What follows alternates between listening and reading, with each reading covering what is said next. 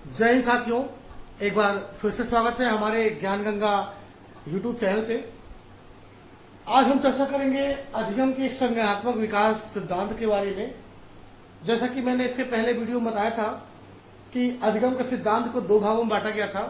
पहला व्यवहारिक सिद्धांत और दूसरा अधिगम संज्ञानात्मक सिद्धांत, behaviour theory and cognitive theory. तो व्यवहारिक सिद्धांत के ऊपर इसके पहले हमने 3 वीडियो बना रखे हैं 3 समर्थकों के नाम से, जिसमें स्किनर, थॉर्नडाइक और पावलोव के प्रयोग के बारे में बताया गया है। उन तीनों का मत था कि व्यक्ति अपने व्यवहार से सीखता है, जिसे हम व्यवहारवादी मनोवैज्ञानिक कहते हैं। उनका मानना था कि व्यक्ति जो कुछ भी सीखता है अपने व्यवहार से ही सीखता है, लेकिन उनकी बातों का खंडन करने के बाद कुछ समर्थक सामने आए जिन्होंने कहा कि व्यक्ति अपने व्यवहार से अधिक अपने संज्ञान से सीखता है, जिसमें एक नाम कालमैन महोदय का है।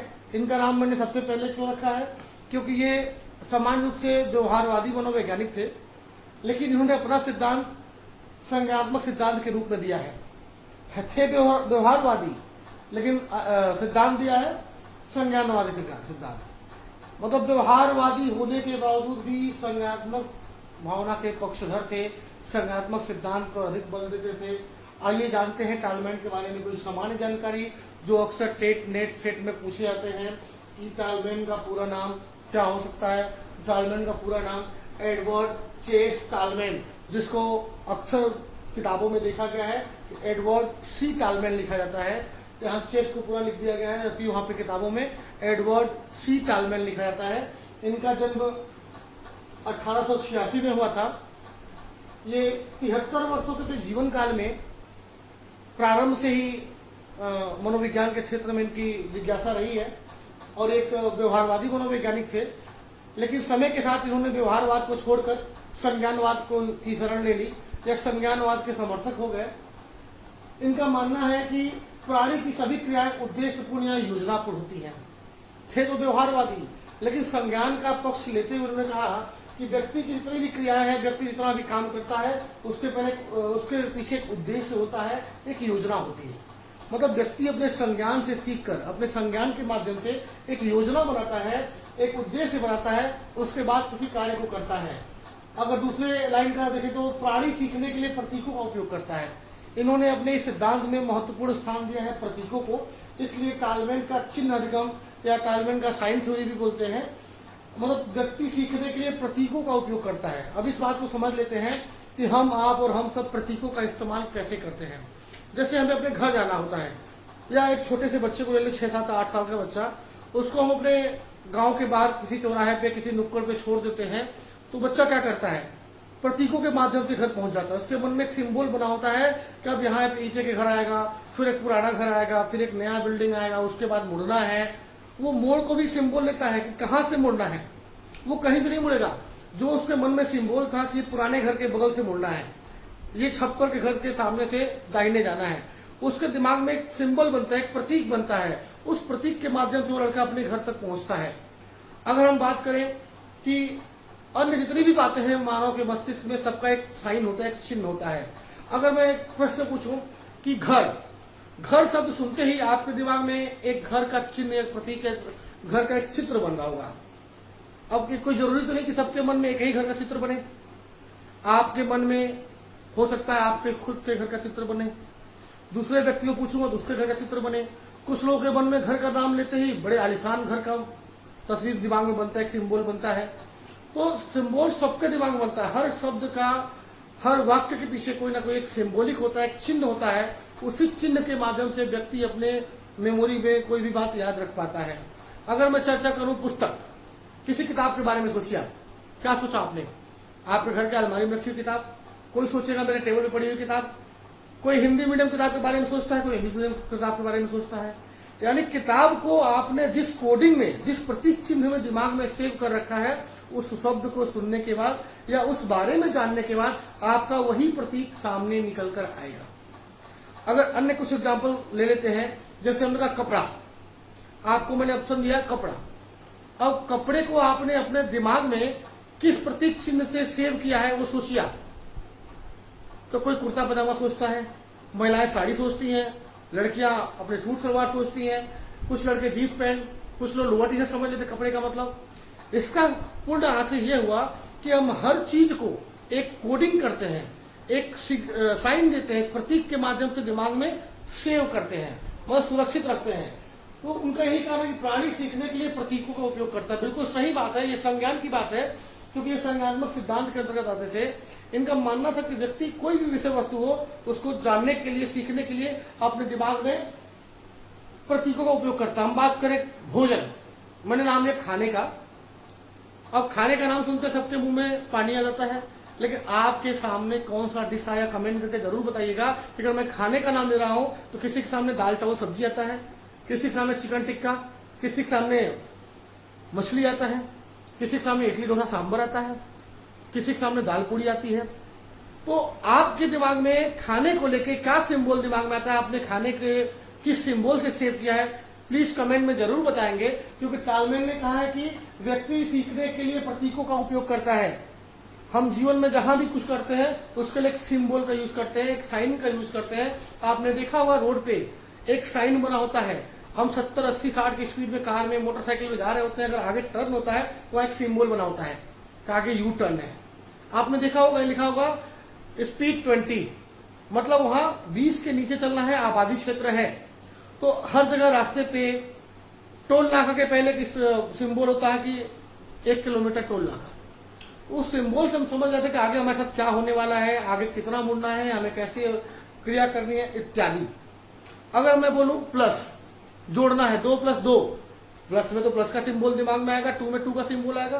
कुछ ऐसी बातें हैं जिसके दिमाग में सबका सिंबल एक जैसे आता है, लेकिन कुछ ऐसी भी बातें हैं जिसमें आपने अलग अलग प्रतीकों के माध्यम से, अलग अलग चिन्हों के माध्यम से अपने दिमाग को शेप किया था। जैसे मैं आपसे चर्चा किया कि खाने के बारे में या भोजन के बारे में आपके दिमाग में क्या प्रतीक बनता है, क्या चिन्ह बनता है, प्लीज कमेंट करके जरूर बताइएगा। मैं तो खाने का सोचता हूं तो मुझे दाल भात सब्जी नजर आती है, आपके दिमाग में क्या नजर आता है, क्या प्रतीक चिन्ह है, मुझे जरूर बताएंगे। आगे देखते हैं कि इन्होंने इस थ्योरी को साबित करने के लिए या इस थ्योरी को पूरा करने के लिए एक प्रयोग किया। तो सबसे पहले प्रयोग की चर्चा करते हैं।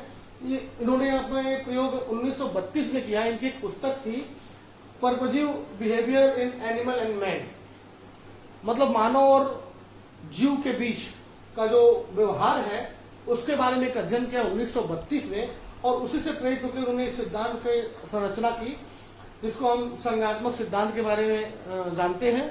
इसके अन्य और भी नाम है, आगे मैं चर्चा करूंगा। इसके पहले प्रयोग के बारे में आपको बताऊं तो उन्होंने एक भूल भुलैया, एक पजल बॉक्स लिया, जिसमें कि आप चित्र में देख पा रहे हैं। एक भूल भुलैया बॉक्स के माध्यम से उन्होंने अपना प्रयोग प्रारंभ किया।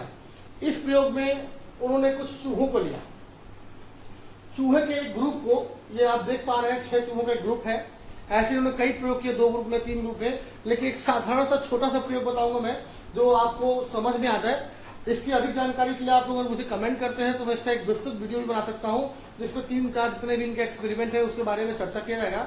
लेकिन फिलहाल एक छोटी सी चर्चा होगी जिसमें आप सभी सामान्य रूप से जो सामान्य क्वेश्चन आते हैं उसको आप हल कर सके। तो उन्होंने एक चूहे का ग्रुप लिया और चूहों को पजल के सामने रख दिया, और ये चूहे भूखे थे, 2 दिन से भूखे चूहों का ग्रुप लिया और उन्हें इस पजल में रख दिया। और इस पजल से ये भोजन, ये गोल है, इनका लक्ष्य है, लक्ष्य तक पहुंचने का एक रास्ता है, ये जो आप देख पा रहे हैं। इस रास्ते पर उन्होंने एक चमकदार सिंबल बना दिया, एक रेडियम लाइट मान सकते हैं, एक सिंबल बना दिया कि अगर इस रास्ते पे आप जाएंगे तो सीधे आप लक्ष्य तक पहुंचेंगे, यहाँ पे भोजन की व्यवस्था की जाएगी। लेकिन पहले प्रयोग में इन्होंने यहाँ पे भोजन नहीं रखा, इन्होंने यहाँ खाली रखा, और भूखे चूहे को जैसे ही यहाँ से ये बंद था, ये क्लोज था, ये स्थान यहाँ से पैक किया हुआ था, और चूहे को यहाँ से बॉक्स में से डालते हैं। डालने के बाद उन्होंने ये दरवाजा खोला, और खोलने के बाद चूहे क्या करते हैं, आगे निकलते हैं, कोई इस दिशा में भाग रहा है, कोई इस दिशा में भाग रहा है, आपने अपनी दिशा भागना शुरू कर दिए। चूंकि भूल भुलैया है, रास्ता एक ही है बाहर निकलने का, लेकिन चूहे उछल कूद करते इधर भाग रहे हैं भोजन की तलाश में। चूहों का स्वभाव है भागना, वो भागते रहते हैं, उछल कूद करते रहते हैं, और काफी देर करने के बाद 1-2 चूहे इस डब्बे भोजन, इस गोल वाले डब्बे में पहुंच जाते हैं, लेकिन मिलना जुलना तो कुछ नहीं है। अगली बार फिर चूहों को भोजन कराया जाता है, और अगले 1 दिन बाद दूसरा एक्सपेरिमेंट। इस बार उसने यहाँ पे भोजन रख दिया, आप देख पा रहे होंगे कुछ भोजन की व्यवस्था की चूहों के लिए। और जैसे ही भूखे चूहे को डाला और दरवाजा खोला, चूहों को भोजन का स्मेल मिलना शुरू हो गया और चूहे उस स्मेल के पीछे भागना शुरू किए। उसमें से 1-2 चूहे 3 चूहे बिल्कुल सही रास्ते, करेक्ट रास्ते पे जा रहे थे, आगे इधर टकरा गए, कुछ इधर टकरा गए, कुछ इधर टकरा गए और वो उसमें 1-2 चूहे पहुंच गए। कुछ चूहे लेट से पहुंचे, कुछ चूहे पहले पहुंच गए और कुछ चूहे बिल्कुल आखिरी में घूमते फिरते पहुंचे तो भोजन समाप्त हो गया था। इस प्रयोग के बाद उन्होंने फिर अगला प्रयोग किया। इस बार चूहों को छोड़ा गया और इस बार चूहे भोजन तक पहुंचने में पहले वाले से कम समय में ही पहुंच गए थे।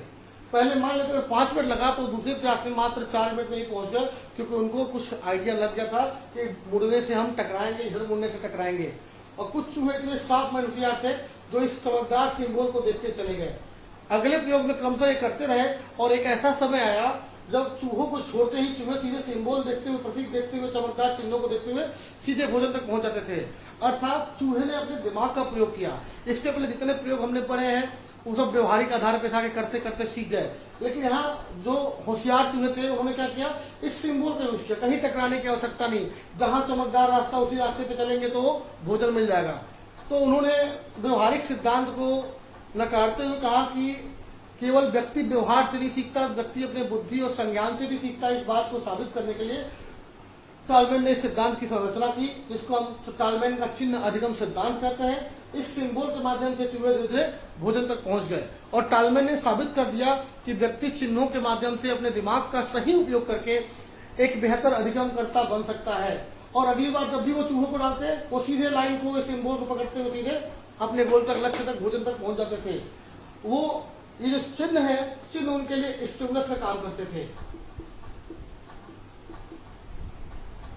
अब वो एक मुख्य स्टिमुलस है ही,